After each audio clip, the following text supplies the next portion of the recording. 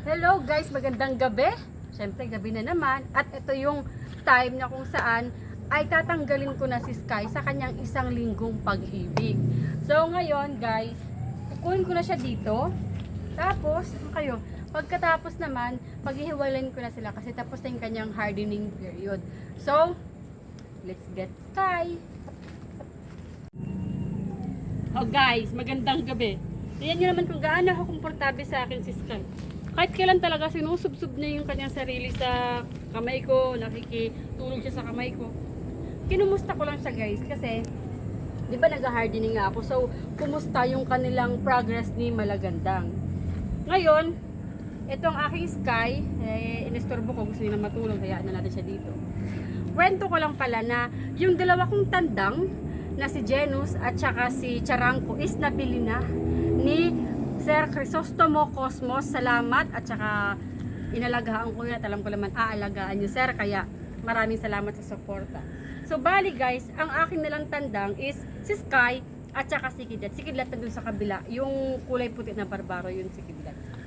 Hinahara na nga yun, pero sabi ko sir, wag na. Kasi gusto ko yung pagbigyan, kaso isa na lang talaga siya. Mag-isa lang siyang kulay puti sa akin. So kailangan may puti na manok na maaalagaan ko para ma-familiarize yung mga manok na nandito sa aming bakuran. So ngayon si Sky, balik kay Sky.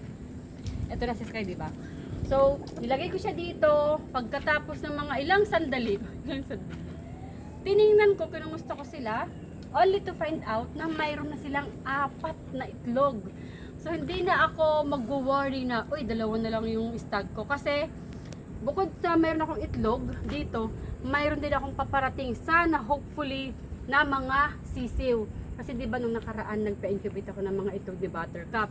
So 2 batch na pina-incubate ko. Sana hopefully sa susunod na video na makikita nyo, mayroon akong mga sisiw na mapuproduce para sa inyo. So ngayon, titingnan natin dito sa loob, ibabalik ko si Sky. Tapos tingnan natin, kumustahin natin yung kanilang pugad. Hali kayo, pasok kayo dito. Yan si Malagandang, kung makikita nyo, yan si Malagandang. Yan. Tapos, ayun yung kanyang mga itlog dun sa pugad. O diba guys? Yan ang produkto ng aking hardening kay Sky. So guys, if ever gusto nyo ng lahi ni Sky, at saka ni Malagandang, if mayroon maging sisiw tayo na produce nila, is willing ako na ipagbili yun sa inyo. At alam ko naman guys na maiintindihan nyo na binibenta ko sila kasi diba sabi ko nga yung mga manok ko na pinaparami is binibenta ko talaga para makapag-ipon ako ng mga mas marami pang pang-breed ko na pwede kong ma-share sa inyo. Kumbaga ako na yung magpaparami para sa inyo para hindi na masyadong mabigat sa bulsa, diba? So guys, balikan ko na lang sila bukas. Guys, nakikita niyo yung itlog na to? Itlog to ni Lady Blue. Sa kanya yan, kaya siguro siya nagkagalit. Kinuha ko yung kanyang itlog. Papakain lang ako ngayon sa aking mga alaga, sa aking mga hinahardening. Tingnan nyo guys, papakain ko sila dito banda kasi hindi na ako nakakapagpakain dito. Kasi masyadong mabait si Sky, hinaharas na yung babae. Kaya ang ginagawa ko, nagpapakain na lang ako dito banda sa ilalim ng kanilang pugad. Niitsa ko na lang doon. Tapos ang nangyayari, ang nangyayari pag doon, hindi na siya pinapakialaman ni, ni Sky.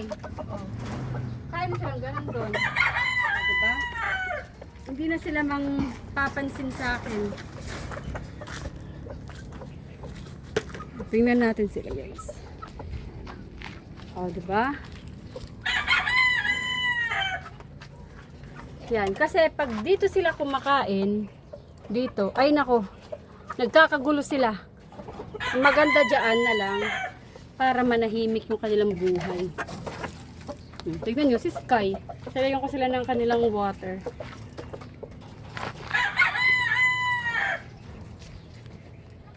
Guys, di ba kagabi, 4 na itlog lang yun. Pero ngayon guys, tingnan nyo naman.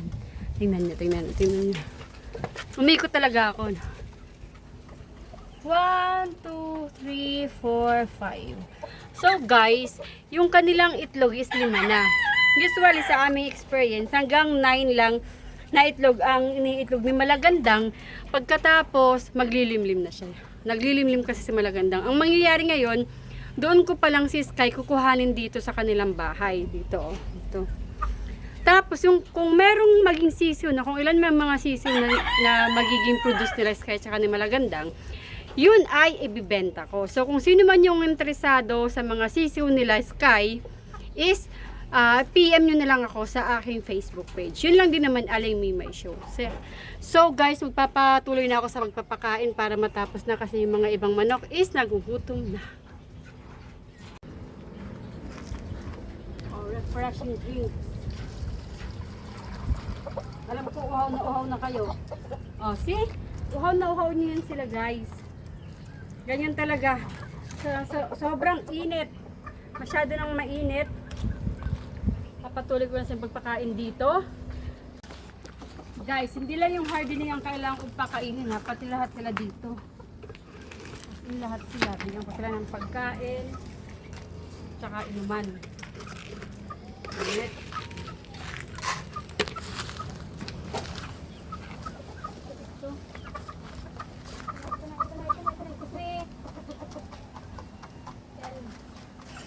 Yung kanyang inumin nasa kabila naman.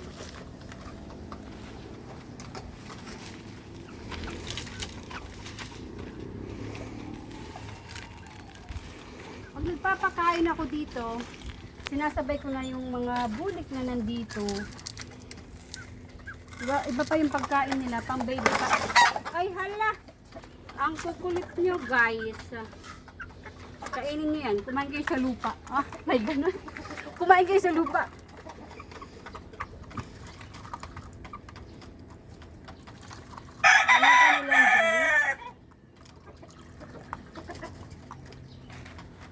Ayan.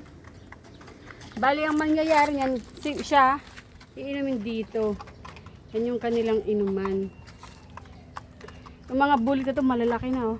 Malalaking bulas yan sila dahil sa Progen Z na aking binibigay. Sa lahat naman ng mga siso dito sa Progen Z sila umili. Init. Ito naman, ay nako. Tingnan nyo naman. Tingnan nyo ha, iinom na lang si Malagandang. Guguluhin pa ni Sky. Kaya natatapon yung inumin eh. Guys, tingnan nyo ha. Nakita nyo kung gaano kamapangharas si Sky kanina ha. Pero ngayon, kalmado na ulit sila kaya nakakainom na si Malagandang. Pero, bibigyan ko sila ng pagkain, ng additional food para makakain si Malagandang. Ayan o, nagugutom pa yan siya. So, magdadagdag ako konti. Dito pa rin kay Malagandang.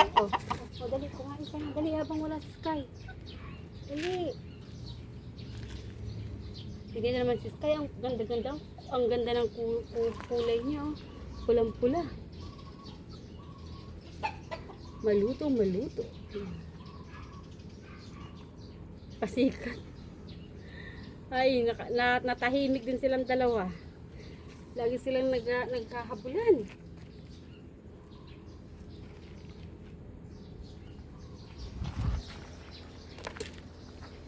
So this time guys, kalmado na silang pareho. Nakainom at nakakain yung aking hinahardening. Sigurado akong busog na silang pareho. Pag busog sila, syempre busog din dapat ang lahat ng mga manok. Kasi nga sabay-sabay naman silang kumakain at umiinom. Ito ang kanilang, pagkatapos nilang kumain at uminom, relax sila niyan. May magdadasbat akong anuman. Pero, importante busog para matulog. So, ito si Aling Mimay at yun ang aking mga hinahardening. Maraming salamat sa inyong panonood.